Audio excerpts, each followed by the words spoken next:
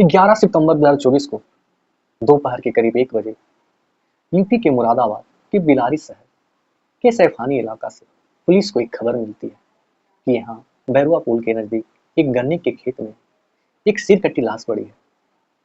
तभी तुरंत पुलिस की गाड़ी उस मौके पे पहुंचती है तो देखती है कि लाश के ऊपर कपड़ा नहीं है, धड़ के ऊपर से सिर गायब है।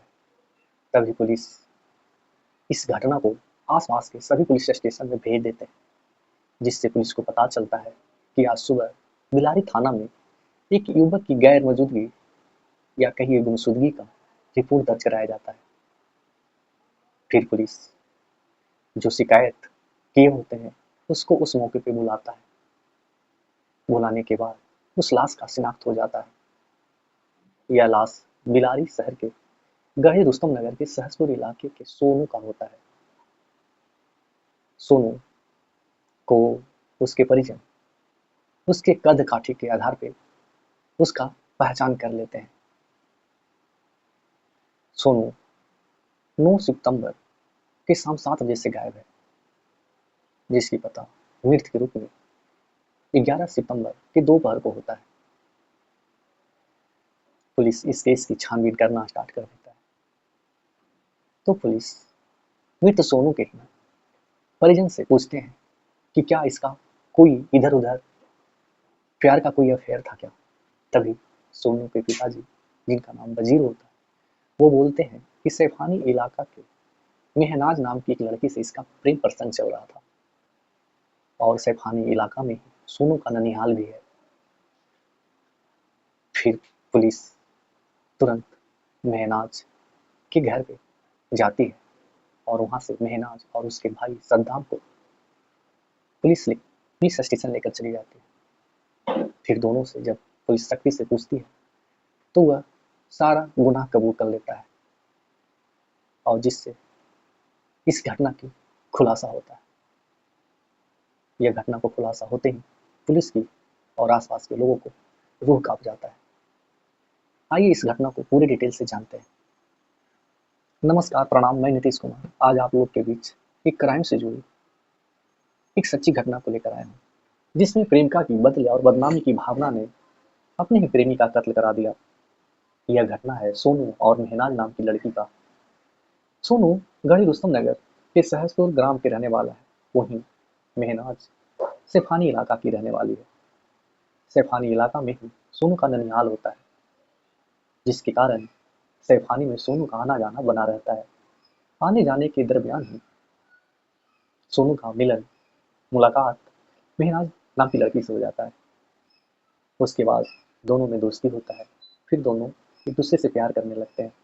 बताया जाता है कि मेहनाज बिगाड़ी इलाके के किसी संस्थान में ITI कर रही है और वो यूपी पुलिस की भी तैयारी करती है। बताया जाता है कि वो यूपी पुलिस का फिलहाल रिटेन एग्जाम दी है, जिसका रिजल्ट का इंतजार है।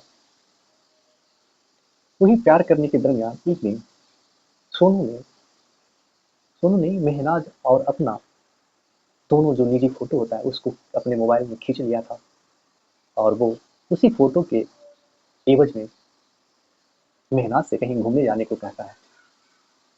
तो मेहनाज इससे साफ साफ मना कर देती है। तभी सोनू बोलता है, अगर तुम मेरे साथ घूमने नहीं गई तो मैं यह फोटो को वायरल कर दूंगा, जिससे समाज में तुम्हारा बहुत खरी खोटी होगी। तभी से मेहनाज टेंशन में रहने लगती है। इधर सोनू जो है, जो फोटो खींचा था उसको अपने रिश्तेदार को भी दिखाता है और बोलता है, मैं इस लड़की से शादी करना चाहता हूँ। यह बात जब मेहनाज को पता चलता है तो वो और टेंशन में रहने लगती है, हमेशा परेशान में रहती है।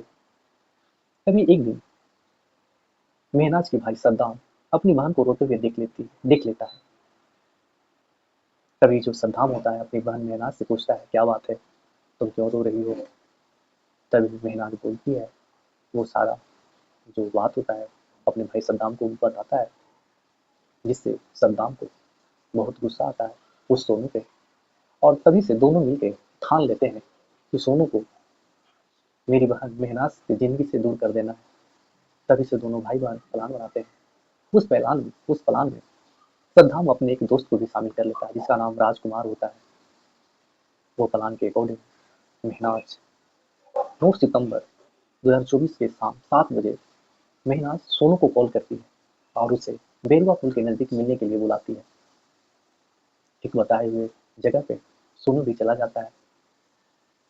बेरुआ पुल के पास जाने के बाद सोनू को महनाज कच्चे रास्ते के द्वारा कच्चे रास्ते के सहारे वो एक गन्ने के खेत में लेकर चली जाती है।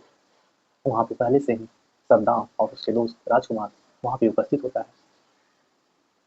सोनू को वहां जाते ही ये तीन महनाज, सद्दाम और उसके दोस्त राजकुमार तीनों मिलकर उसे दबोच लेता है और सोनू को खेत में गिरा लेता है। गिराने के बाद महनाज सोनू का पैर बांध देता है और उधर राजकुमार जो होता है सद्दाम का दोस्त, उसके दोनों हाथ वो पकड़ता है और महनाज सोनू का दोनों पैर पकड़ती है। उसके बाद तभी सद्दाम एक तेज धारदार वाली चाकू निकालता है और उसके गले को काटने लगता है। और वो तब तक काटते रहता है जब तक कि सोनू का धड़ से शरीर अलग ना हो जाए। काटते वक्त सद्दाम बोलता है कि तेरी वजह से हम दोनों भाई बहन का जिंदगी एकदम नर्क में चला गया था। अब हम दोनों को तेरे मरने से सुकून मिलेगा। उसके बाद सोनू को सर काट देने के बाद सोनू का जो सारा कपड़ा होता है उसको पेट्रोल से जला देता है और उसके बाद उसके काटने के दरमियान जो तीनों का जो खून से लथपथ जो कपड़ा हुआ था उसे भी वो सब तीनों मिलकर उसको भी पेट्रोल से जला देता है और उसके बाद अन्य कपड़े को तीनों पहन लेता है और सोनू के सर को एक प्लास्टिक में और उस छुरी को एक प्लास्टिक में लेकर ये लाश से करीब 2 किलोमीटर बाहर जाकर फेंक देता है। वो सारे सबूत को मिटा देते हैं जिससे बाद में उसको पकड़े जाने का डर होता है। ऐसा ही वो फेंक देते हैं। इसके बाद 2 दिन के बाद पुलिस को इस सोनू की लाश को पुलिस को 11 सितंबर के करीब दोपहर 1 बजे पता चलता है। तभी से पुलिस जांच पड़ताल करती है और तीनों को पुलिस स्टेशन ले जाकर सख्ती से पूछताछ करती है तो सारा सच्चाई ये तीनों बता देते हैं। जिसके बाद उस पर कार्रवाई करके उस तीनों को जेल भेज दिया जाता है। तीनों को मृत्यु की धारा लगाकर इसे जेल भेज दिया जाता है। हम आप लोग के बीच रोज ऐसी घटना को लाते हैं। मेरी घटना को लाने का मतलब आपका मतलब या लक्ष्य आपको शिक्षित और सावधान करना होता है। आप ये सब कहानी को, इस सब घटना को, जिससे जो भी शिक्षा मिलता है उसको अपने जीवन में ग्रहण करिए और उसे अपने जीवन में लागू करिए। आप लोग कभी भी किसी से ठकाने का कोशिश ना करिए और अपने परिवार को सही से देखभाल करिए, सुरक्षा करिए। आप लोग किसी भी गलत प्यार में ना पड़िए। अगर प्यार करना ही है तो अपने माँ बाप, अपने पर परिवार से करिए। सो धन्यवाद।